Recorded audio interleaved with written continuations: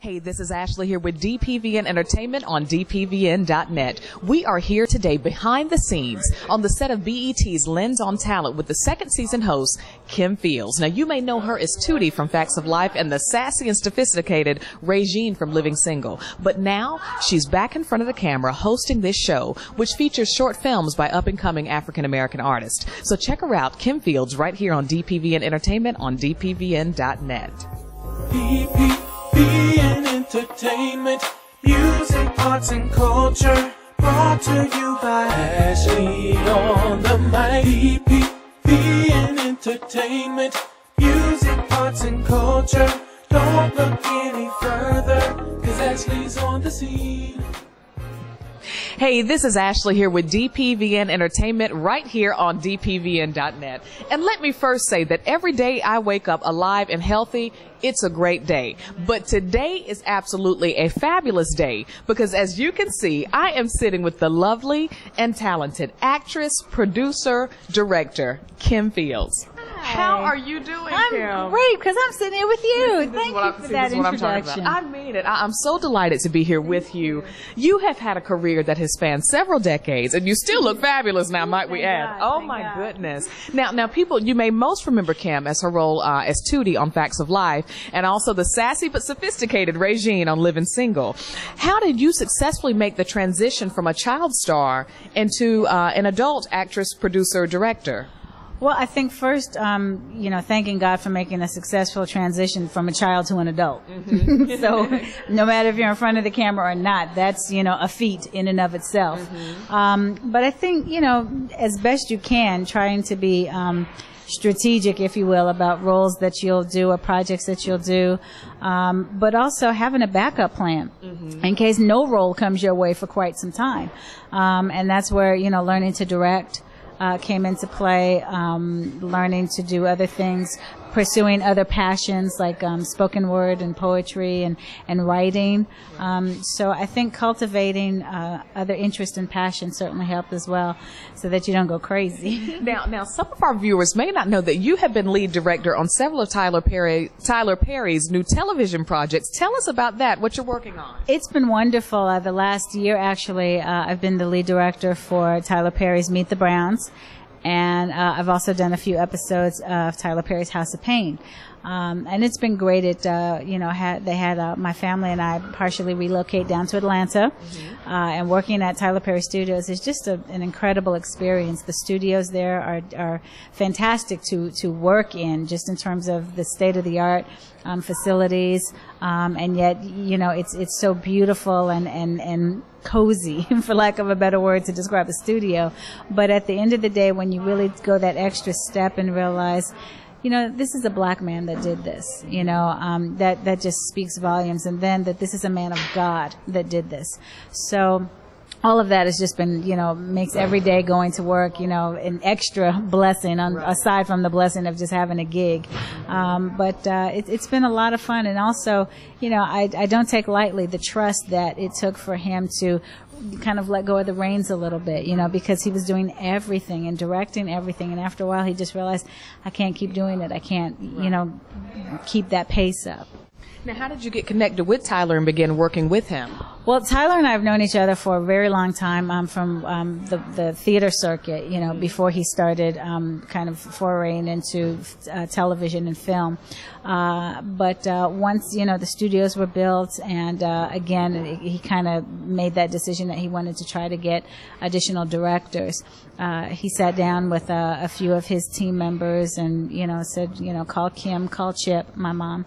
And so they made the call and we met with them and went down there and that was it. Awesome. I was supposed to shadow Tyler for 2 weeks while he directed Meet the Browns. And by I think it was day 2, he said, okay, you ready? Yeah. I was like, yeah, well, yeah, running it, sure. What am I going to say? No, I'm not ready, Tyler. Yeah, right. Well, I know you mentioned your mom, and I know that she has been a staple in your life throughout your career. She played your character Tootie's mother on the show. She also played the character Regine's mother. Is she currently working with you on any of your projects? No, actually, she is too busy for me. Oh, okay. Well, except my project of Sebastian, our 3-year-old son, her first grandchild, and she just adores Sebastian. So she helps out with that when she's not, director extraordinaire herself. But Tyler and his team brought Mom down last year to direct House of Pain. Okay. And then she was a consultant, I think, on the latest Medea movie, I think. So she's been working, quite a bit as well. Jump back to your television life as well, because we're here behind the scenes of a new show that you'll be hosting. It's in its second season called Lens on Talent. Right. And so tell us, what can we expect from this show? Well, Lens on Talent is a show that Johnson & Johnson is doing with BET. It's a competition and conversation. So the competition is filmmakers who submit their short films, and they are in the running for up to $100,000 to make another short film that would air on BET and Centric. And then we also have really special guests to speak to the areas of filmmaking, the entertainment industry, various aspects of it. And we've had some outstanding guests this year from Lisa Cortez, who was the Oscar-nominated producer of the film Precious, Nelson George, who is a prolific writer and director and documentary filmmaker, and we've had Renee Elise Goldsberry, who is a wonderful actress, a Daytime Emmy Award winner. We just, for the season finale, we had Mr. Roger Bobb, who is the Executive Vice President of Tyler Perry Studios, and the producer of all of Tyler's movies and TV shows. So that's just kind of a sampling. Oh, and oh my goodness, how could I forget? We had Vondi Curtis Hall. Okay. Woo, Vondi, I mean, he just brung it. He just brung the wisdom, brung everything. And each guest has just had so much to offer. Tamir Muhammad from the Tribeca Film Institute. So it's really just been a great season, and today we're wrapping out. So that's all the noise you've been hearing is the crew breaking down the set here at Lens on Talent.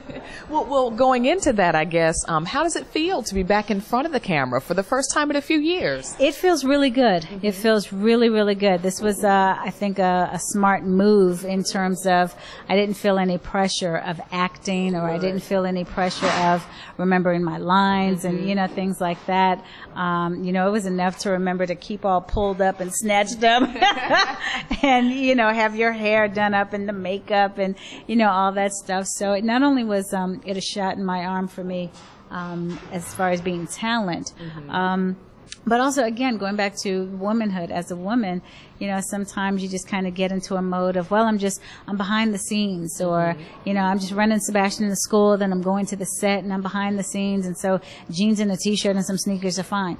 And that is, but, pull it up a bit. Right. Pull it up a bit, and so this was good for me as a girl. Right. You know what I mean? Kim is getting to be Kim again, and not the actress. In a particular role. Yeah. Gotcha.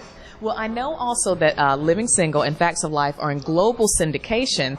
Do you have fans from other countries that contact you? I do. One thing that I absolutely love is jumping into a taxi in New York and having on so many different occasions a taxi driver telling me that they learned how to speak English by watching Facts of Life for Living Single. That really just sends me over the moon every time. I just found out that Living Single is now in syndication in Denmark. On the Facebook page, Kim V, as in Victoria, Kim V Fields. You can follow me on Facebook, and you can see some of the other fans from around the world. I think we have a guy from the UK on there, and that's just one that I can remember. Right. And also on Twitter. Rhonda, what's the Twitter thing again? Kim KV Fields. KV Fields. Okay. That's it? Twitter.com/KVFields. Oh, okay. All right. So you can see I'm really well versed in all this. It's enough for me to learn how to text, but that's another story. But yeah, so being in global syndication is it's always been fun, and to meet fans from around the world and to see the effect that it has on them. I'll never forget when I first met Zinzi Mandela. It was at a Boyz II Men concert 1,000 years ago. Oh, wow. And she says, first she looks at me and she says, I know this face. Mm-hmm. And she takes my face in her hands, and then it dawns on her and she says, oh, you're from the show. And I said, yes. And she says, it was quite extraordinary to see a little black girl living as an equal with the white girls and things like that, and you don't realize, you know, the effect culturally that your show or your work or, you know, something like that, your career can have, you know, around the world. And I guess you may not have realized that when you were doing it, but I guess in retrospect. Absolutely in retrospect. You know. Not at all while you're doing it. I mean, at best when you're doing it, you know, and this was back in the day when fan mail was a big thing. And so, you know, people weren't following Twitter and all that stuff. That didn't even exist. But, you know, you'd have people send fan letters saying, you know, I go to boarding school, or I'm the only black girl here, or, you know, I thought about committing suicide, but, you know, when I saw your show about suicide, that really helped me. And, you know, so I recognize that, you know, in their own ways, both Facts of Life and Living Single really had an effect on people in terms of their most personal parts of their lives. And that feels great. You don't realize it. You certainly don't get on it, or you know, or you're not excited about it for that possibility. You don't think in those terms. And lastly, I wanted to ask, do you have any advice for aspiring actors, actresses, or producers and directors who are just breaking into the field? Because with Lens on Talent, you know, we'll be looking at the works of up-and-coming African-American directors and producers. So what would you say to them that are just getting started, and how to stay grounded? Because you have made this work and made it work beautifully for so many years now. Thank you. Honestly, my advice is watch Lens on Talent. Watch Lens on Talent Season 2, because every conversation speaks to some part of what it is you may be going through as a new actor, a new filmmaker, a new mom, a new wife. I mean, we really touch on so many different things. But I definitely would say, you know, check out Lens on Talent Season 2. Awesome.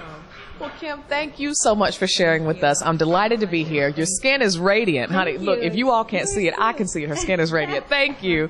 Well, this is Ashley here with the lovely and talented Kim Fields, who will be hosting the second season of Lens on Talent. You can catch it on BET. Check your local listings. And this is right here. We're on DPVN Entertainment on DPVN.net. DPVN Entertainment, music, arts, and culture. Brought to you by Ashlei on the mic. DPVN Entertainment, music, arts, and culture. Don't look any further, 'cause Ashlei's on the scene.